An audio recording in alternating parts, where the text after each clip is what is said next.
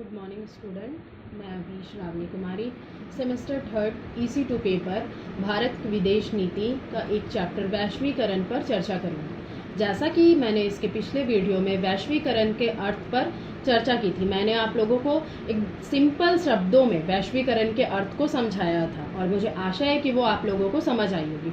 आज मैं वैश्वीकरण के उद्देश्यों के बारे में बताऊँगी। तो जैसा कि हम जानते हैं कि वैश्वीकरण वस्तुओं, सेवाओं, व्यक्तियों, विचारों, संस्कृतियों का प्रवाह होता है। उसी तरीके से वैश्वीकरण के उद्देश्य क्या क्या है आज हम जानेंगे। वैश्वीकरण के माध्यम से विश्व की जो अर्थव्यवस्था है उसको एकीकृत करके यानी उसको संगठित करके स्वतंत्र एवं मुक्त व्यापार की नीति को अपनाना ही वैश्वीकरण का उद्देश्य है। स्वतंत्र व्यापार का अर्थ है कि अपने देश की सीमा में प्रतिबंधित ना रहकर व्यापार की नीति को मुक्त रूप से अपनाना है, स्वतंत्र रूप से अपनाना है। अर्थात व्यापार जो है एक देश की सीमा में ना बंधे रहकर अन्य विभिन्न देशों तक पहुंचना है। संपूर्ण देश को आर्थिक अर्थतंत्र के माध्यम से जोड़ना ही वैश्वीकरण का प्रमुख उद्देश्य है। वैश्वीकरण के द्वारा विश्व व्यापार में काफ़ी तीव्रता आई है, काफ़ी तीव्र गति से इसका विस्तार हुआ है और इस विस्तार के निम्नलिखित उद्देश्य है। पहला है कि वैश्वीकरण के द्वारा स्थानीयकरण के मौद्रिक घाटा को कम करना, अर्थात वैश्वीकरण के द्वारा लाभ कमाना, घाटे को कम करके लाभ की ओर अग्रसित होना। दूसरा है उदारीकरण के तहत विदेशी वस्तुओं के सेवाओं, मशीनरी और पूंजी के आयात से प्रतिबंध हटाना। तीसरा है वैश्वीकरण के माध्यम से विभिन्न देशों के बीच अर्थव्यवस्था के संरचनात्मक परिवर्तन, उपभोक्ता के आगे रुचि, जीवन शैली और मार्ग में बदलाव लाना ही इसका प्रमुख उद्देश्य है। ये थे वैश्वीकरण के उद्देश्य। और अब हम बात करेंगे कि वैश्वीकरण के क्या क्या कारण है, इसकी हमें क्यों आवश्यकता है। तो जैसा कि हम सब जानते हैं कि समय के साथ साथ सभी को बदलना चाहिए और यदि ऐसा नहीं हुआ तो हम अन्य के मुकाबले बहुत ही पीछे रह जाएंगे। दुनिया भर में जो है यही चीज है, सभी देश अपने अपने सभी चीजों में अपनी अर्थव्यवस्था में पूरी तरीके से बदलाव लाना चाहते हैं, अपनी संस्कृति में बदलाव लाना चाहते हैं। समय के साथ साथ वो भी गतिशील रहना चाहते हैं, समय के साथ साथ सभी डिजिटलाइजेशन की ओर आगे बढ़ते हैं। सभी देशों ने वैश्वीकरण को इसी कारण अपनाया भी है और इसी का लाभ भी उठाया है। लेकिन भारत जैसा देश इसमें आगे नहीं आया था, लेकिन बाद में इसने भी अपने आप में बदलाव महसूस किया और अर्थव्यवस्था में इसने भी बदलाव लाने का सोचा। तो आखिरकार 1991 के आसपास इसने नई आर्थिक नीति को अपनाई और भारत में बहुत सारी चीज़ों को अपनाया गया और आज भारत द्वारा वैश्वीकरण को अपनाते हुए लगभग 29 वर्ष हो चुके हैं, जो कि वैश्वीकरण 1991 में भारत द्वारा अपनाया गया था। इसकी आवश्यकता के निम्नलिखित कारण थे। सबसे पहला है इसके आर्थिक कारण। कोई भी व्यक्ति या कोई भी देश कभी भी अपने देश की सीमा के भीतर रहकर कभी भी अपना आर्थिक विकास नहीं कर सकता है। इस कारण से उसे अपने देश की या राष्ट्र सीमा से बाहर निकलना पड़ता ही है। कच्चे माल को प्राप्त करना हो या उत्पादित माल का आयात निर्यात करना हो, जैसा कि मैंने वैश्वीकरण की परिभाषा में आप लोगों को बताया था कि अमेरिका यदि कंप्यूटर का उत्पादन करता है यानी कंप्यूटर अगर वो निर्माण करता है और अगर भारत चावल का उत्पादन करता है, तो यदि अमेरिका को चावल चाहिए रहेगा तो उसे अपनी देश की सीमा से बाहर जाकर भारत से चावल को लेना होगा, यानी कि उसे अपने राष्ट्र सीमा के अंदर ही चावल नहीं मिलेगा।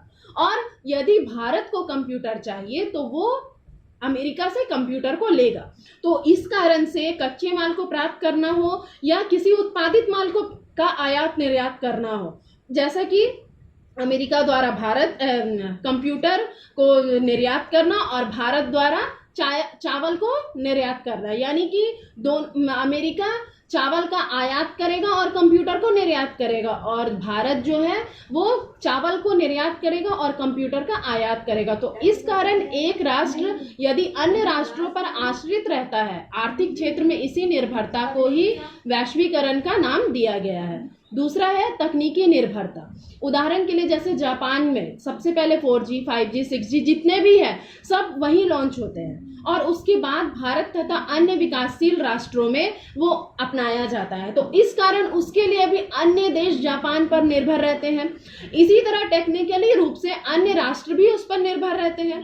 प्रत्येक राष्ट्र को अपनी आर्थिक, वैज्ञानिक, औद्योगिक और शैक्षणिक क्षेत्रों के विकास में तकनीकी ज्ञान की आवश्यकता होती है। जहां पहले के समय में बैलगाड़ी, घोड़ा गाड़ी, तांगा और फिर उसके बाद साइकिल, उसके बाद स्कूटर, उसके बाद बाइक और उसके पहले सबसे पहले भाप के इंजन थे, कोयले के इंजन जो थे, उसके बाद विद्युत जनित इंजन आए और अब बुलेट ट्रेन, वायुयान, ये सभी तकनीकी की ही देन है जो दूरी व समय की बचत करती है।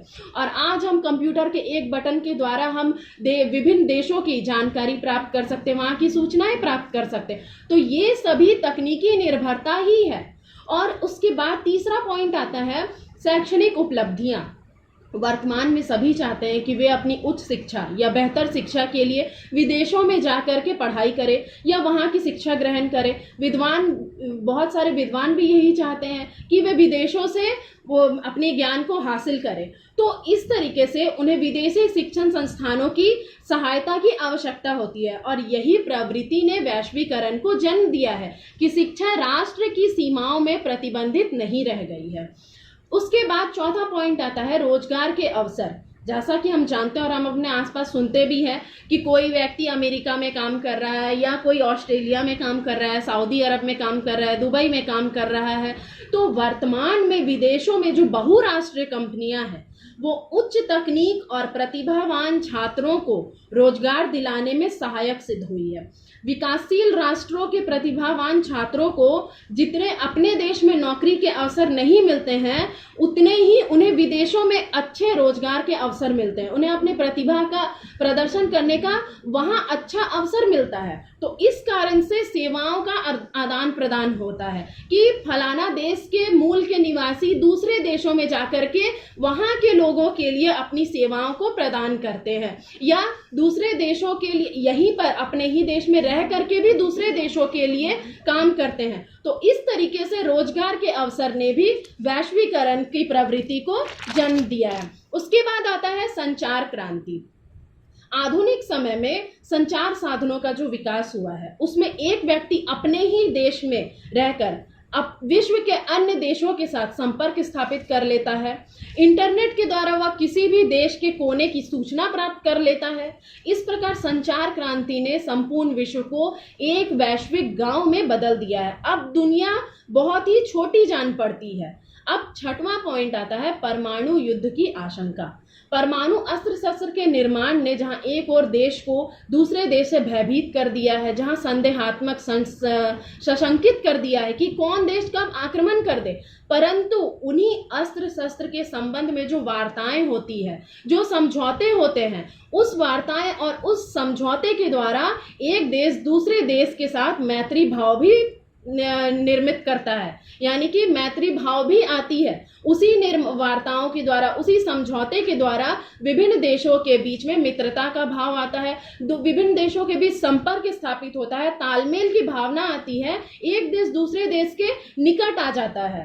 और जब कभी ऐसी स्थिति में युद्ध की भी आशंका रहती है तो एक देश दूसरे देश की मदद करने के लिए तैयार हो जाता है या किसी समझौते या कोई वार्ता के द्वारा उस युद्ध को टालकर उसे मित्रता में बदल दिया जाता है। तो ये सभी वैश्वीकरण के कारण ही संभव हुआ है। तो ये थे वैश्वीकरण के कारण, जिसको मैंने अभी आप लोगों को बताया, बहुत ही सिंपल शब्दों में बताया। मुझे आशा है कि आप लोगों को वैश्वीकरण के कारण, इसकी परिभाषा और उसके उद्देश्य अच्छी तरीके से समझ आए होंगे। धन्यवाद।